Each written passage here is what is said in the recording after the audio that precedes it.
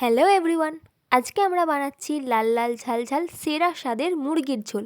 তো চলো রেসিপিটা কিভাবে বানালাম শুরু করা যাক। তো প্রথমেই মাংসটাকে খুব ভালোভাবে ধুয়ে নিয়ে তার মধ্যে দিয়ে দিয়েছিলাম ভিনিগার, হলুদ গুঁড়ো, লবণ, লঙ্কার গুঁড়ো, কিছুটা সর্ষের তেল দিয়ে খুব ভালোভাবে ম্যারিনেট করে রেখেছিলাম। তারপর কড়াইতে অল্প একটু সর্ষের তেল গরম করে নিয়ে তার মধ্যে ম্যারিনেট করা চিকেনটাকে দিয়ে দিতে হবে আর একটু ভালো করে ভেজে নিতে হবে। এই ভেজে নিলে কিন্তু মাংসের যে গন্ধটা সেটা অনেকটাই চলে যায় আর মাংসের স্বাদটা অনেকটাই এনহ্যান্স হয়। আপনারা যদি এইভাবে ট্রাই না করে থাকেন তো আমার কথায় একবার অবশ্যই এইভাবে ট্রাই করতে পারেন। আর মাংসটা ভাজার সময় অবশ্যই খেয়াল রাখবেন গ্যাসের ফ্লেমটা যেন মিডিয়াম টু হাই ফ্লেমে থাকে, নাহলে মাংসটা কিন্তু একটু শক্ত হয়ে যেতে পারে। এরমই কয়েকটা টিপস অ্যান্ড ট্রিক্স ফলো করলেই আপনার রান্নাটিও কিন্তু সেরা স্বাদের রান্না হয়ে উঠতে পারে। তো চলুন এবার আমরা নেক্সট স্টেপে চলে যাই। তো এবার মাংসটিকে আমরা একটি অন্য পাত্রে তুলে রাখবো আর একটা পাত্রে কিছুটা জল বসাতে দেবো। এই গরম জলটা আমরা ঝোলের কাজে ব্যবহার করব।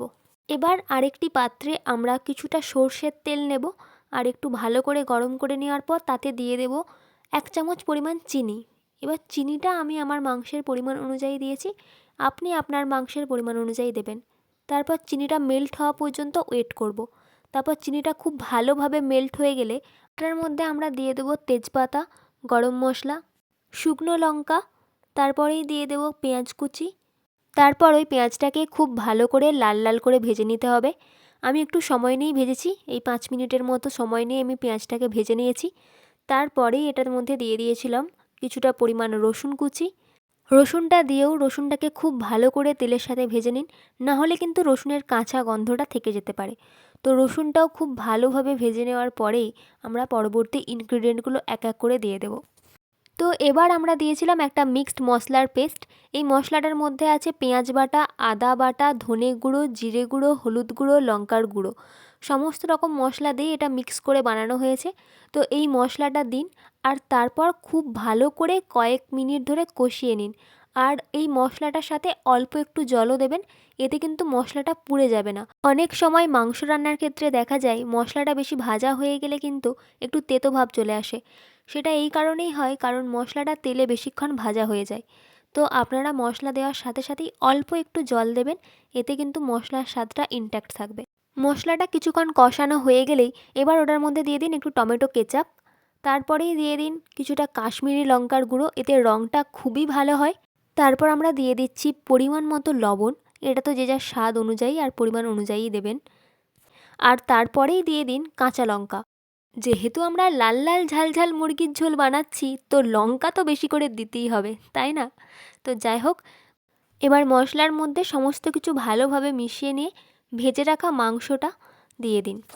তারপর মাংসটাকে দিয়ে খুব ভালোভাবে মশলার সাথে মিশিয়ে রান্না করে নিন। এটার জন্য হয়তো আপনাকে একটু সময় দিয়ে রান্না করতে হবে। যদি আপনার মাংসটা প্রথমেই 80% কুকড হয়ে যায় তাহলে আর বেশিক্ষণ লাগবে না। এবার ডিপেন্ড করছে আপনি প্রথমে মাংসটা কতক্ষণ সময় ধরে ভেজেছেন। আপনি হয়তো বুঝতে পারবেন যে মাংসটা কতটা সেদ্ধ হয়েছে। এবার বাকি রান্নাটার মূল উদ্দেশ্যই হলো মাংসটাকে ভালোভাবে সেদ্ধ করা। যদি প্রথমে ভালোভাবে সেদ্ধ না হয় তো এবার ভালোভাবে সেদ্ধ করে নিন। আর মাংস কষানো হয়ে গেলেই তো একটা বড় কাজ থাকে চেখে দেখা। আর এই চেখে দেখা মানেই মায়ের কাছ থেকে বেছে বেছে পছন্দের পিসগুলো তুলে নিয়ে কষা মাংস খাওয়ার স্বাদ তো 90sরা খুব ভালো করেই জানবে। যাই হোক, এবার রেসিপিতে ফেরা যাক। তারপর মাংসর সাথে মশলাটা খুব ভালোভাবে কষানো হয়ে গেলে যখন ওটা থেকে অল্প অল্প তেল ছেড়ে আসবে তখন যেই গরম জলটা করে রেখেছিলেন ওই গরম জলটা মাংসের মধ্যে দিয়ে দিন আর কিছুক্ষণের জন্য ফুটিয়ে নিন। ব্যাস কিছুক্ষণ এবার ফুটিয়ে নিলেই তো আপনার রান্না রেডি হয়ে গেল।